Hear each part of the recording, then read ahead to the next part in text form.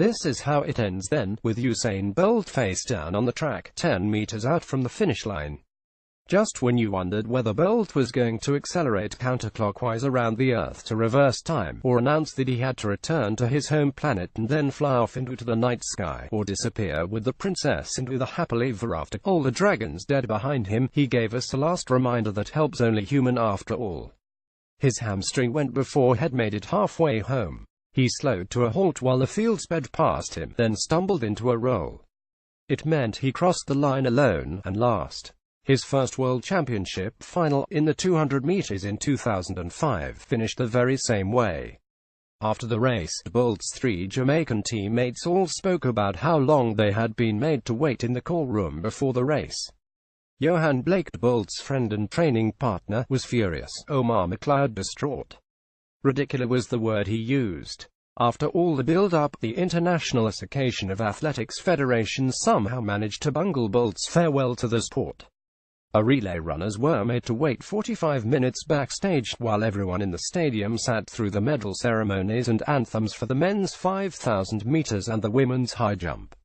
At this point, you'd trust the IAAF's officials to fire a start gun without shooting themselves in the foot. Part of the reason Bolt was made to wait so long was because Mo Farah was busy making his own farewell. The organizers had made a video montage of Farah's greatest moments, intercut with a series of tributes from little kids, which they played on the big screens after the 5,000 meters was over.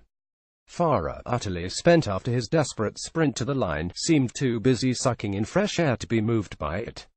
And for everyone else the effect was spoiled by the fact that Mukhtar Edris, who had dipped his hands to his head in imitation of Farah's usual celebrations when he won the race, was dancing a merry jig up by the finish line at the time. Still, Farah will be back, it's just that next season he won't be on the track because he'll be on the road instead. But HES running again in Birmingham on the 20th of August. Bolt had said he might run another race or two this season as well. But I'll have to scrap that now. He's gone for good. The IAAF has seen to that. Or at least he will become Monday. The IAAF has arranged a special presentation for him here on Sunday night, when he'll get one last victory lap of the track, and, presumably, some profound apologies too. No doubt they'll have a montage ready. But it won't be a patch on the one that started playing in the memory the minute Bolt stepped out onto the track. That first Saturday night in the Bird's Nest in Beijing, when he spread his arms and seemed almost to stop to look around while he was 20 meters from the line, the giddy exhilaration that followed the first look at the clock stopped on 9.69 sec. Then the 200 meters final days later, when Bolt dipped for the line, even though there was no one near him. He wasn't competing against the field, but Michael Johnson's untouchable world record.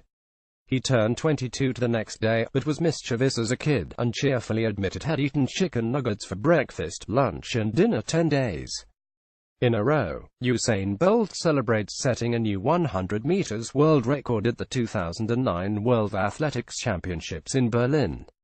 Photographed David J. Philippap then August in Berlin a year later, when Bolt broke both his own records, so fast now that he stretched the outer limits of possibility, as if we had to draw new maps to reflect our understanding of how far and how fast human beings can go. Or Daegu in 2011, when we finally saw him flustered. He was disqualified for a false start. It was the only way anyone was going to beat him. At the London Olympics a year later, he had a real rival, Johan Blake. At least, that's what we told ourselves before the games. A fortnight later, when Bolt crossed the line first in the 200 meters, he held his finger to his lips, admonishing everyone who doubted him. Then he dropped to the track and started doing push-ups while Dizzy Rascal's bonkers blasted out over the stadium PA. It was the iconic image of his games. Well, that and the selfie he posted with the Swedish women's handball team at 3 a.m. in his hotel room the night after he won the 100 meters. "I'm now a legend," he said that night. "I'm also the greatest athlete to live." Who was going to argue? Justin Gatlin tried. He spent the next 3 years coming for Bolt, in Moscow and then again in Beijing.